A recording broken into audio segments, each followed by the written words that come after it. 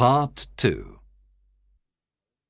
Then Mr. Grant Munro left, and Holmes and I discussed the case. "I am afraid that this is a case of blackmail," said Holmes. "And who is the blackmailer?" I asked. "Well, it must be that creature with the yellow face.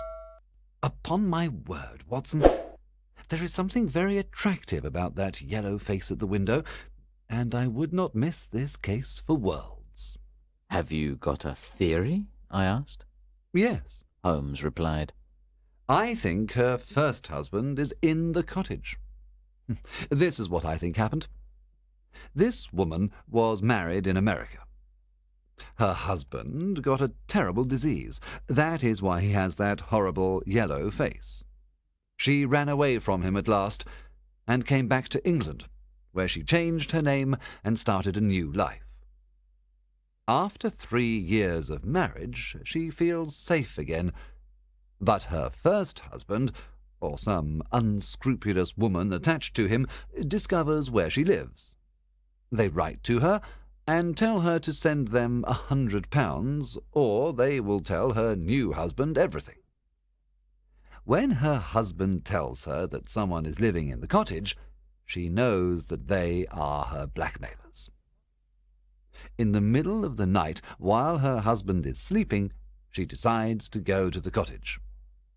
That night, she is not able to convince her blackmailers to leave her alone, so she returns the next day. That was when her husband saw her coming out of the house.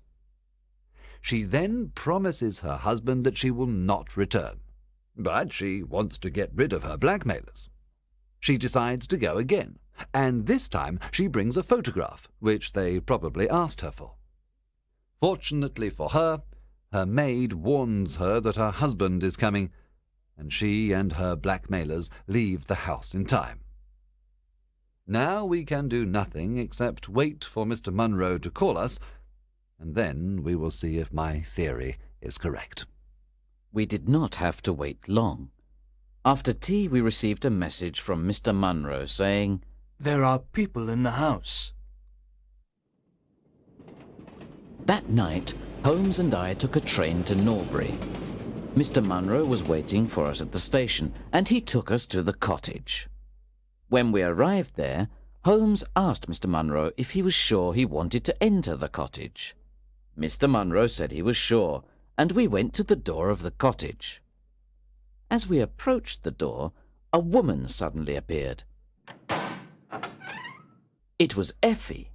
"For God's sake, don't, Jack!" she cried. "Trust me!" "I have trusted you too long, Effie," he cried sternly. "Let go of me. My friends and I are going to solve this mystery." We rushed up the stairs to the lighted room. In one corner there was a desk, and at that desk there appeared to be a little girl. Her face was turned away from us when we entered the room, but we could see she was wearing a red dress and long white gloves. She turned around to us, and I gave a cry of surprise and horror. Her face was the strangest yellow colour, and it had absolutely no expression. A moment later the mystery was explained. Holmes, with a laugh, put his hand behind the ear of the little girl and pulled off the mask, and there was a little coal-black girl. She laughed, and I laughed too, but Grant Munro stood staring with his hand holding his throat. "My God!" he cried. "What does this mean?" "I will tell you everything," cried his wife with a proud face. "You have forced me, and now we must both accept the situation. My husband died at Atlanta. My child survived." "Your child?" cried Grant Munro. She pulled out a locket, and inside the locket was the picture of a very handsome and intelligent man, but a man who was obviously of African descent. "This is John Hebron of Atlanta," said Mrs. Munro. "and he was a very noble man. I cut myself off from my race to marry him, but I never regretted it for a moment. Unfortunately, our only child took after his people rather than mine. She's very dark, but she is my dear little girl." When the little girl heard these words, she ran to her mother.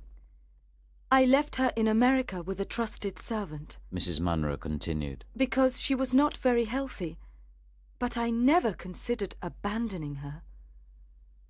When I met you by chance and learned to love you, I was afraid to tell you about my child. I was afraid to lose you. I kept her existence a secret from you for 3 years. But finally I had to see my little girl. I sent the servant £100 and told her to come to this cottage.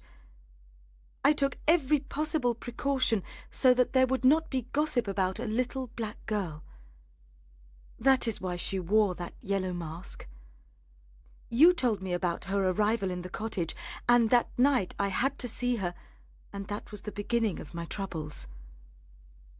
And now, tonight, you know everything. What are you going to do about me and my child?" Mr. Grant Munro did not say anything for 2 minutes, and his answer was one of which I love to think. He lifted the little child, kissed her, and with the little girl in his arms, he gave his other hand to his wife. "We can talk it over more comfortably at home," he said. "I am not a very good man, Effie, but I think that I am better than you thought." We all left the cottage together, and then Holmes and I returned to London. We did not say another word about the case until late that night at Holmes's house in Baker Street, just before Holmes went to bed. "Watson," he said, "if you should ever think that I am becoming too confident in my powers, or that I am not working hard enough on a particular case, please whisper Norbury in my ear, and I will be infinitely obliged to you."